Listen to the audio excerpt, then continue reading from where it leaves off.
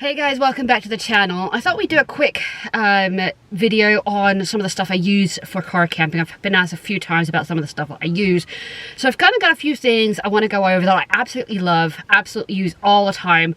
I'm not going to go into like the build because I realize that some people prefer simplicity, so take what you will from this. So yeah, just figured I'd go over some of the things like water, my bed, my power setup, things like that. Things that can be easily incorporated into a simple setup, not just something that is a massive build like this. So let's start out with, I think, probably the most basic thing when it comes to car camping, and that's a bed. Obviously, we want to make sure that we have a really good night of sleep when we're car camping, and I found that people get really turned off by car camping if they have a really bad night.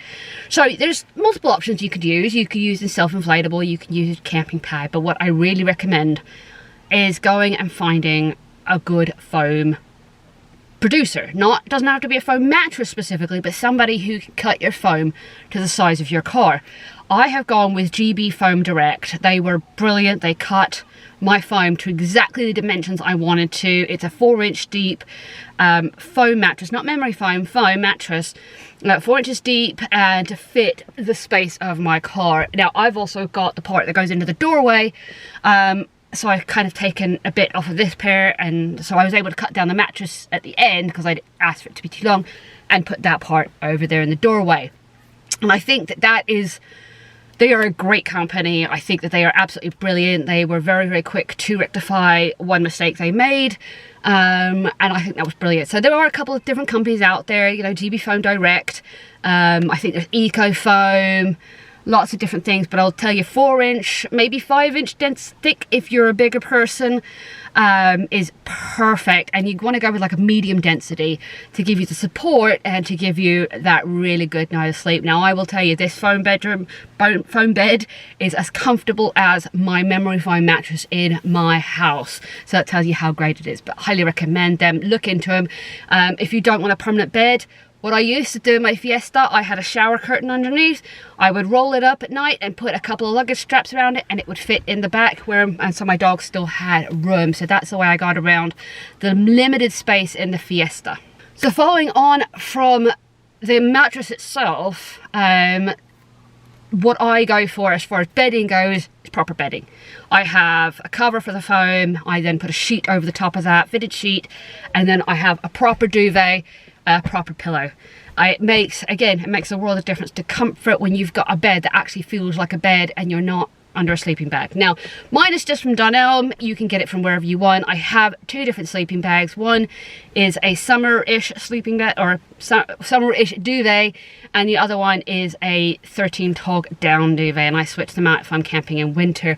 But yeah, so I would highly recommend going with something that makes you comfortable. Again, sleeping bags are great, but I would highly recommend putting something in between, like sheets that make it feel like home. There's just something to be said about that comfort when you're sleeping, where you're just all snuggled in bed and safe and secure.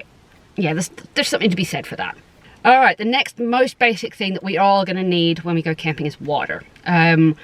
I have a fairly basic setup. It's a little bit more complex than just carrying water jugs around, which are fine, and that's the way I started. But I did find the convenience of having a little USB tap from Amazon just made the world of difference when I just wanted to give the dogs a bit of water. Didn't want to be hauling out 10 and 15 litre jugs of water just to pour, you know, an inch in a saucepan. But I do recommend, I really do like the square rectangular jerry cans, whether you use them with a tap or not. But also means that you can put those water cans in a slightly more inaccessible space and run a tube to them just for tap. I know of people who put the tap on the outside. I know people, you know, just attach it with a magnet so it's just on the car. But anyway, these USB taps, you can get all different kinds, but I would highly recommend them. I have one fitted on the inside, so if it's raining I can still brush my teeth, and then I have one in the back where it's generally my cooking area, but having the one inside also means that I can do some cooking if I wanted to, if it's raining outside. So yeah, moving on to food. Oh, this is a good one, isn't it? Stove recommendations. This is a tough one because I have two different stoves. What I have been using is a Firemaple FMS 150 I think is what it is, stove, because it's separate from the fuel. I've read multiple stories about these little square stoves that have blown up on people. So I definitely recommend, if you're in a really small space, that FMS Firemaple is amazing. It is one of those little stoves that packs down really small. It's not great for backpacking, but it packs down into the pan. It's very sturdy and it has a massive range of functions. Like you can go from simmer or even lower than that all the way up to a full raging boil. It's that sensitive because of the way the regulator is on it. It's a lot more sensitive and a lot more a lot more sensitive than most of the stoves out there. I decided to get the second stove just because of the fact that I have turned this into more of a full-time build.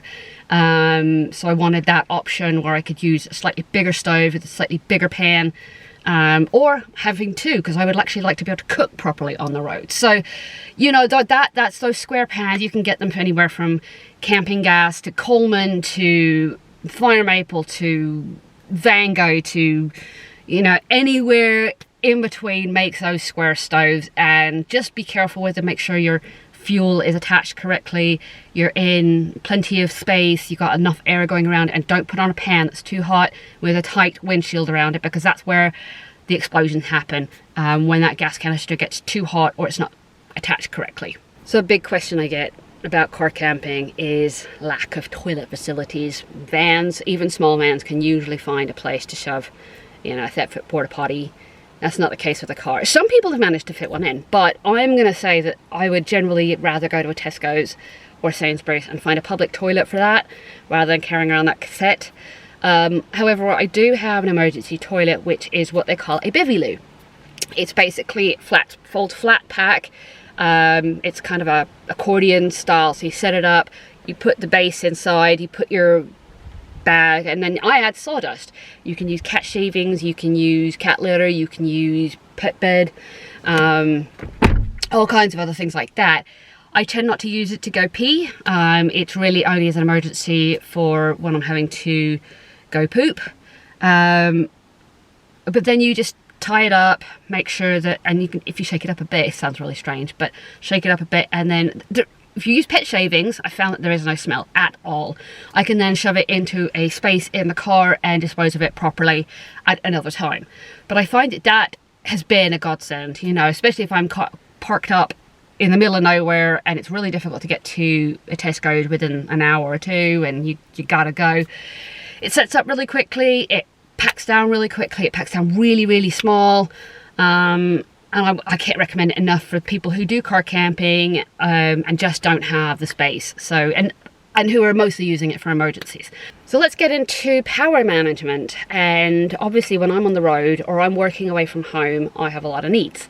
I have multiple cameras I need to keep charged up. I have a phone, I have a tablet, I have a laptop, I have my drone, I have a lot of stuff. I work at campsites remotely, I never get electrical hookup. So my go-to, and I can't rate it highly enough, is the Jackery 500 with the 100-watt solar panel. I found it more than adequate for my uses. I use a work laptop, I also have my personal Chromebook, and it runs that without any issues at all. I'm able to plug everything in I need. I don't really use the 240, but it has the option for that. I generally use the 12 volt and the USB ports for keeping everything charged, because it's a lot more efficient than going from, you know, 12 volt to 240 back to 12 volt. However, it can run something up to about 500 watts. You wouldn't get very long out of it, but I have used it to use my 12 volt power lunchbox to heat up a meal. And I like using it when I don't really want to cook, and I'm like, oh, I want to grab a good lasagna. So that, and again, that's another thing I would recommend as far as cooking is a 12 volt lunchbox is something you can plug in while you're driving and heat up your food. Again, I'll link to the one I have down below because I adore it. It's absolutely amazing. But yes, the Jackery or other similar. There's Blue Eddy, there's Power Oak, I think they're the same now. EcoFlow, Anchor are all great brands. Now, the one thing I will say that sticks out for me about the Jackery is their customer service has been really good. Whereas I personally haven't had experience of it, but I do know somebody who's had. a more negative experience with the EcoFlow brand when they were trying to get 2 repaired, not just 1, 2. And that was a bit of a struggle. So I've kind of avoided that brand, but I've been very, very happy with the Jackery. And again, very, very simple. You don't have to power in, you know, solar panels and batteries and put all the electricals in. It makes it for a very, very simple setup. All right, I think we're almost at the end of this, but one of the things that I do get asked is, what do I do for shelter other than the car? Now, what I have, and I think this tent's brilliant, is the Decathlon Quick Tour Arpenaz base M, and it is very, very, very popular with car campers and small vehicle campers across the country, simply because it provides enough storage space. It basically becomes your living room. It holds up quite well in wind. I sat out a storm a couple of weeks ago in it. It's easy to put up by yourself, and that's key, is can you put something up by yourself with one of these things. And when you're by yourself, you don't need one of these big massive awnings or big massive tents. I don't use it very often, to be fair. I only use it on the rare time that I've gone to a campsite to work. That way I've got a little bit of shade from whether it's rain or sun. I can sit comfortably with a table and a proper chair rather than being cramped in the back here, and that's key. Garbage management, one of my favorite subjects. No, it's not. It's very difficult. It's one of my least favorite things in the car because it doesn't take long to have enough trash to throw away. What I do is I have a little pet container, pet food container that I got from Home Base, that has a lid, and it has a pop-up lid on it so that I can throw stuff in there and it's not smelling up the car. It's not going to fall over. I really recommend that. I really like it because it's also something that I could put under Kai's bed, and it will support her bed, along with my Jackery and water container under there, or at least that's the way it's been up until this point. So I found that that's been really, really good to support that. But I do definitely think the little pet bin for food it's been really good. It's got a rubber seal on it, and I don't think you can go wrong with that. And plus it's cute. It's got little dogs and cats on it, so it's a little bit more appealing because it would usually be sitting out in somebody's home than a bin. Alright, last thing I'm going to go over is stuff for the dogs. I use underneath Kai, she has a proper dog bed.